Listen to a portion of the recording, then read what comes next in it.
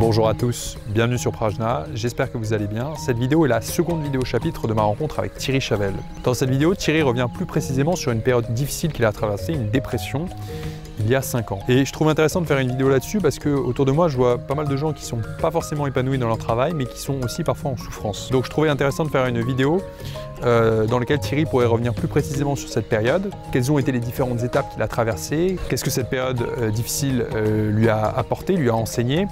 Notamment, il lui a permis, comme vous le verrez, de revenir à des choses peut-être plus essentielles et a aussi été une forme de sevrage vis-à-vis de son addiction au travail.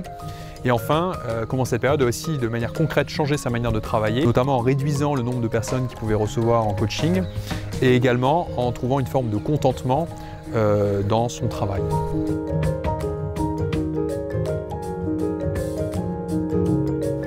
Oui, ça remontait il y a 5 ans. Je suis content d'avoir appelé le livre, c'est un titre d'éditeur, hein, Je peux guérir. Moi, c'était un journal de guérison, je l'avais appelé comme ça. Je suis content de ne pas l'avoir appelé Je suis guéri. Parce que 5 ans après, je confirme que ça a été à la fois la fin de quelque chose et le début d'autre chose, ce burn-out, puisqu'à l'époque, je l'appelais comme ça. Je crois qu'au moment où je me suis effondré en juin 2015, c'était comme un interrupteur qui s'arrêtait. Voilà, c'était vraiment une déflagration, quoi. Enfin, une seconde avant, j'étais suractif, comme tu l'as dit. Je crois que je suis un névrosé obsessionnel et l'entreprise réussit au névrosé obsessionnel. Donc j'étais en sur-régime, mais je n'avais pas conscience d'être en sur-régime. C'était ma dope, quoi. Il y en a qui sont drogués à des substances illicites. Moi, ma dope, c'est le travail, comme beaucoup de mes clients. Et une seconde après, il n'y avait plus rien. Il y avait juste un épuisement de sens, un épuisement physique, perte de sommeil, perte d'appétit, perte de sens. Donc la brutalité du on-off a été très forte. Et je crois que c'est avant que j'allais très mal. C'est-à-dire qu'à partir du moment où je suis rentré dans ces différentes phases de burn-out, j'ai commencé à aller mieux. J'ai commencé à découvrir que la vie m'attendait, qu'elle était là et que c'est moi qui passais à côté.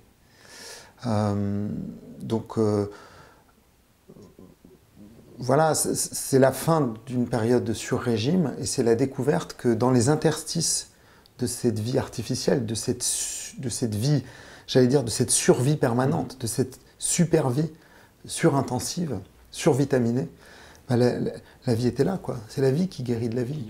C'est ça en fait, donc du coup il y avait un double processus, c'est-à-dire à la fois une entrée dans une dépression, mais de manière beaucoup plus profonde, un processus de guérison qui allait bien en amont en fait de cette période. Aujourd'hui, Valentin, je dirais même pas une entrée dans une dépression. Je pense que l'état dépressif, il était là de façon latente et qu'il est là en chacun de nous. Aujourd'hui, beaucoup de théoriciens, de psychiatres, de thérapeutes, mais aussi de philosophes nous disent que on est tous un peu maniaco-dépressifs et qu'on a tous des moments hauts et des moments bas et que ça dépend juste de l'intensité, de la hauteur des vagues. Moi, ça faisait longtemps que je surfais la vague, c'est juste ça. Donc, je suis sorti d'un état d'inconscience et je raconte dans le livre que, alors oui, il y a plusieurs étapes, je ne me les rappelle pas, mais on peut les énumérer. C'est vrai qu'il y a une première étape qui était l'effondrement, je ne sais plus comment je l'ai appelé, mais c'était quelque chose de cet ordre-là. L'engrenage, voilà, la première étape c'était l'engrenage. Ensuite, il y a eu une forme de combustion. Après, il y a eu la douleur, l'expérience de la douleur, après laquelle on rencontre le vide. C'est comme la courbe de deuil d'Elisabeth Kubler-Ross, hein, on rencontre un vide profond, dans lequel plus rien n'a de sens. C'est-à-dire que même des choses qui paraissent évidentes semblent un Everest dans ces moments-là. Mais en fait, c'était juste le révélateur d'un état qui était déjà là. Après, il y a la désillusion, qui est une période très importante pour moi, parce que je crois qu'on va mieux quand on commence à perdre ses illusions. Et c'est une grosse différence avec le désenchantement. L'époque actuelle nous parle beaucoup du désenchantement.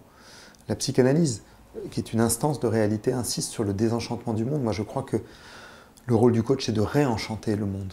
Mais le réenchantement passe par la désillusion. Donc moi, j'ai perdu beaucoup d'illusions sur mon ego, sur ma place. Tu parlais de mon rôle social. J'étais incapable d'aller enseigner cette année-là.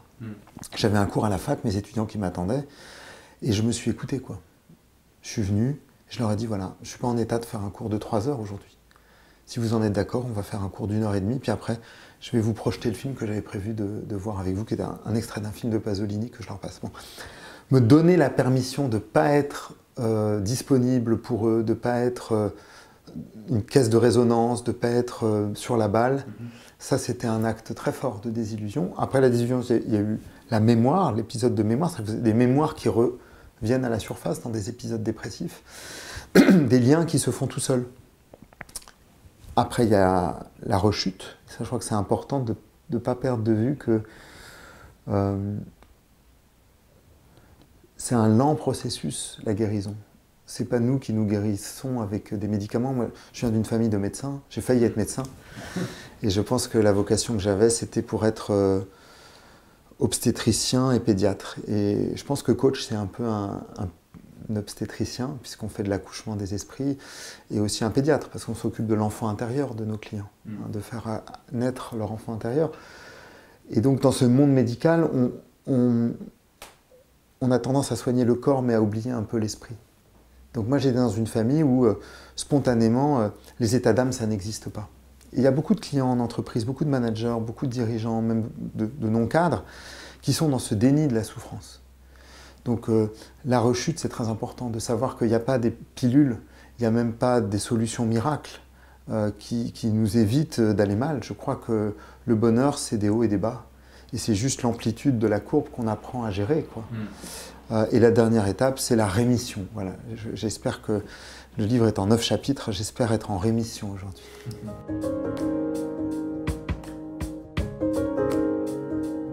Moi, je dirais 3 enseignements. Le premier, c'est qu'il n'y a pas des crises. La crise, ça n'existe pas. Je pense qu'il y a juste des initiations. Il y a juste des épreuves, il y a juste des moments plus ou moins chaotiques. Et donc, j'ai appris à composer avec l'aléa. Je dis souvent que les contrariétés, c'est des choses qu'on se crée, c'est des choses qui nous irritent. Mais l'aléa, c'est quelque chose qui est là et avec lequel il faut composer. L'aléa d'un contrat qu'on perd, l'aléa d'un pépin de santé, l'aléa de la vie. Je trouve que l'aléa, ça nous apprend l'humilité. Donc, le premier enseignement, c'est ça, c'est de renoncer à l'idée qu'il y a des crises, il y a juste des initiations. Le deuxième enseignement, c'est que ça m'a sorti de mon addiction. Je crois que je crois vraiment que je vivais pour travailler. Et aujourd'hui, j'essaie de travailler pour vivre, ce qui est un peu différent. Ça a remis le centre de gravité ailleurs que dans la vie professionnelle. De remettre les choses un peu à leur place, quoi. Le travail était dévorant, alors même que c'est un travail passion et que c'est un travail au service des autres, aussi paradoxal que ça paraisse. C'était très honteux pour moi d'être un coach et un cordonnier aussi mal chaussé, quoi, de se dire, mais si mes clients savaient... Pour aider les gens et... Voilà, exactement. Moi-même, je me sentais helpless, disent les Américains. Et en fait, à cet endroit-là, je crois que j'ai rencontré autre chose que mon ego professionnel, quelque chose de l'ordre du soi, on dirait en Asie. Et puis peut-être un troisième enseignement, c'est de prendre conscience qu'on est tous en chemin, et dans un chemin de, non pas de douleur, mais de blessure. Ce que je crois qui est ontologique dans nos vies, c'est la blessure. On a tous été blessés à un endroit, et c'est souvent à partir de cette blessure qu'on se construit. Je crois qu'on donne aux autres ce dont on a le plus manqué. Moi, le premier.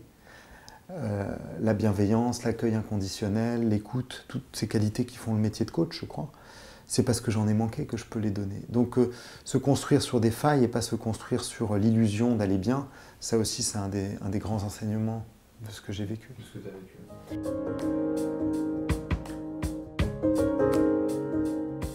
Il y a des choses très concrètes qui ont changé.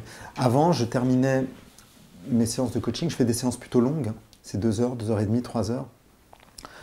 À la grande époque où j'étais dans mon inconscience, où j'étais dans mon addiction, je pouvais faire 4-5 coachings par jour, même en plateau repas. Aujourd'hui, ça me paraît absolument démesuré. J'étais dans mon hubris, j'étais dans ma démesure. Mais aujourd'hui, quand j'ai 1 ou 2 coachings par jour, je ne ressors plus dans le même état qu'avant. Avant, j'avais tendance, et j'étais très jaloux de mes confrères, j'avais tendance à ressortir lessivé, comme un boxeur sortant du ring. Vraiment lessivé, vidé. Parce que, je le dis dans le livre, dans Je peux guérir, j'avais la vocation d'une éponge, Valentin. Moi, j'étais convaincu que mon rôle, était de prendre, de capter, je suis un hypersensible, donc de capter toutes les scories de l'histoire de mes clients. Sauf qu'elles restaient collées en moi. J'avais beau avoir toutes les supervisions du monde, j'avais beau être très accompagné, c'est ça qui est très étrange dans ce que j'ai vécu, c'est qu'en 2015, moi je me sentais dans une immunité totale.